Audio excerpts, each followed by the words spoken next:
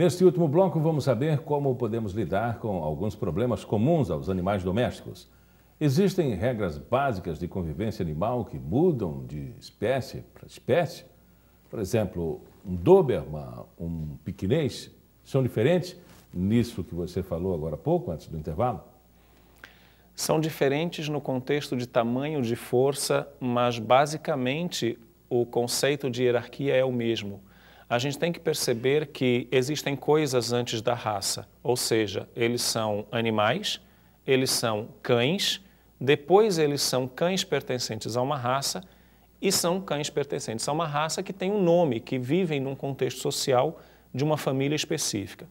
Então, antes de ser um cão da raça Doberman, ele é um cão, ele é um animal. Antes de ser um cão da raça piquinês, pincher, enfim, ele é um cão, ele é um animal. E nós, seres humanos, temos total capacidade de administrar esse contexto, nos mantendo na posição de comando. Quando eu falo comando, não é a posição de maltratar ou obrigar, ou enfim, mas a posição de mostrar ao animal que existe uma postura de líder. E o animal, seja ele da raça que for, vai respeitar essa postura de líder. Porque na natureza eles precisam disso. Qual é o melhor comportamento ou o comportamento adequado de quem é atacado por um Doberman? Bom, vamos generalizar um pouquinho para cães. A primeira coisa, na natureza existem presas e predadores. Cães, naturalmente, são predadores, eles são caçadores, eles andam em matilhas em busca de uma única coisa, alimento. Quando eles não estão buscando alimento, eles estão migrando de uma região para outra, seja para uma região melhor de reprodução, seja para uma região melhor de alimento. Então, nós somos vistos por um animal desses, por um cão, algumas vezes como presas, não porque naturalmente cães matam e comem homens, assim como também não existem tubarões comedores de homens, baleias comedoras de homens. O que existe é um predador e naquele momento o homem, pelo estado de espírito em que se encontra e pela fisiologia do seu corpo, libera substâncias que provocam um cheiro que fazem com que ele se encaixe na postura de presa. Diante de um predador, uma presa deve ser capturada. Esse é o entendimento do animal. O que nós podemos fazer? Primeira coisa, evitar agredir o animal diretamente. Segunda coisa, isso para evitar inclusive o ataque, anterior mesmo ao ataque. Irritar o animal, incomodar o animal, insistir em passar por uma área que está sendo controlada pelo animal. Muitas vezes a gente vê um cão deitado em determinado local da casa, nós somos estranhos à casa, nós tentamos passar por ali, vemos que ele fica incomodado e insistimos em passar por ali. Existem algumas prevenções, mas se em qualquer dessa situação não houver forma e o ataque acontecer, primeira coisa, ficar quieto. Segunda coisa, proteger principalmente rosto e pescoço e manter uma postura o mais bola possível, se encolher para que as partes vitais do corpo não sejam atacadas. Lembrem-se, eles são predadores e como predadores eles sabem exatamente onde atacar a presa. Já vi em cena de filme, não olhe no olho dele. Isso, algumas espécies têm umas características interessantes. Cães. Não se olha cães desconhecidos nos olhos, a não ser que você realmente tenha um contato com aquele animal, não se olha cães nos olhos. O contato visual, olho no olho, para cães, é tido como um desafio. Um desafio, perfeito, Miguel, um desafio. Eles entendem isso como uma forma de ver quem é o mais forte. Outras espécies são outras coisas. Por exemplo, nunca sorria para um macaco. Nunca sorria para o macaco, exatamente. Ainda bem que nós não somos macaco. Se a gente mostra os dentes para um macaco, ele entende isso como um possível sinal de agressão, porque entre os macacos, entre os primatas não humanos, mostrar as presas é uma forma de dizer, eu sou mais forte e comando mais do que você. Os animais têm uma capacidade que eu não conheço, você conhece, por isso que você está aqui, é de tratar da saúde. Uma boa companhia, inclusive muitos terapeutas, né, indicam a aproximação com os animais. Temos a ecoterapia, mas já ouvi falar, né, que cachorro detecta câncer e cachorro agora virou equipamento? Exato.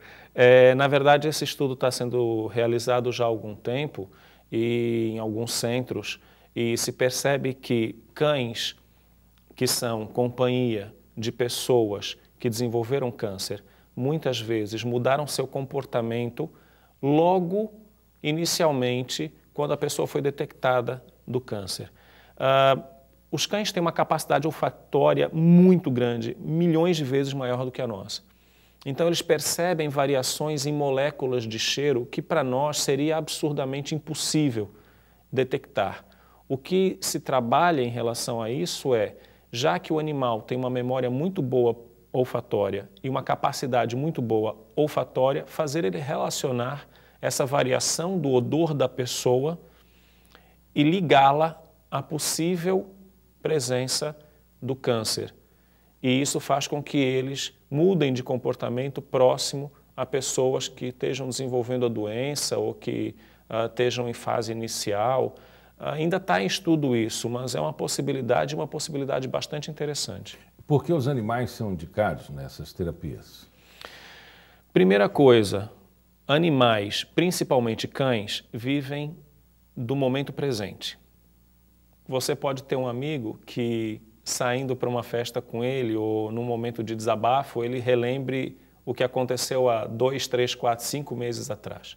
Com um animal, você não vai ter isso. Porque o importante para o animal é o momento presente. Então, o animal vai te cobrar e vai te dar o tipo de energia que ele tem naquele momento, naquela hora. Um animal que esteja bem ao lado de pessoas que estejam bem vai se manter bem assim, por um período indeterminado.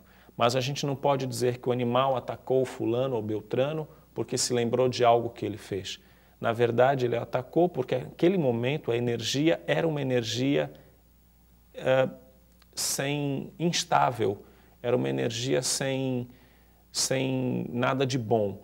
Havia alguma coisa mal resolvida e isso fez com que o animal despertasse para um possível ataque ou rosnar ou se incomodar com...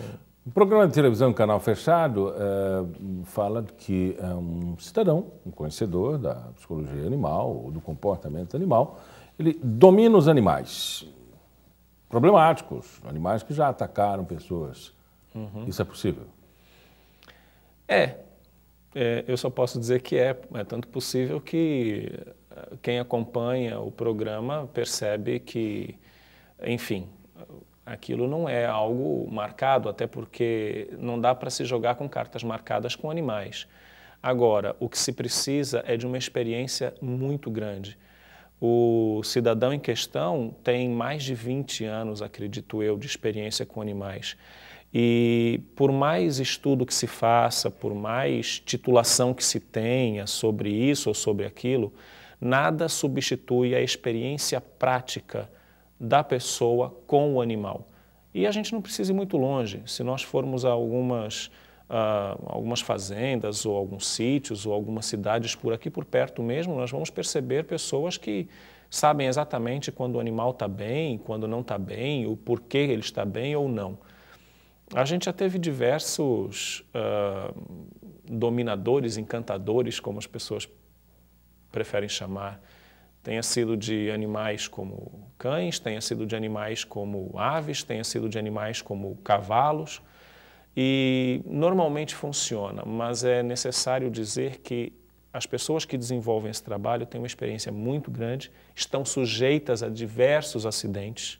É muito comum quem trabalha com animais ter um acidente de contato. Eu, graças a Deus, nunca tive. Tenha sido com animal doméstico, tenha sido com animal silvestre, eu trabalho com as duas linhas, mas é muito possível que você tenha um acidente. O que acontece é você perceber como um, entre aspas, psicólogo, você tem que ler nas entrelinhas. Se o animal não tem inteligência, ele age instintivamente, por que alguns são tão hiperdotados e são capazes de trabalhar no cinema e na televisão? Bom, é aquilo que a gente fala. Um animal, ele responde ao que é necessário para ele. Um animal que trabalhe num filme, que seja adestrado para trabalhar no cinema, enfim, numa filmagem qualquer que seja, ele responde a algo que é importante para ele. Normalmente, algo como alimento. É muito comum se presentear o animal com alimento. Ou então um carinho, um afago. O que importa é que o animal sabe que executando aquela tarefa terá algo de bom para si. Virou estrela. Virou estrela. E o enfoque desta semana fica por aqui. Quero agradecer a participação do nosso convidado, o psicobiólogo Bruno Colasso. E a você, meu obrigado por sua companhia. Lembre-se que na próxima semana a gente tem um encontro marcado. Uma ótima noite e até lá.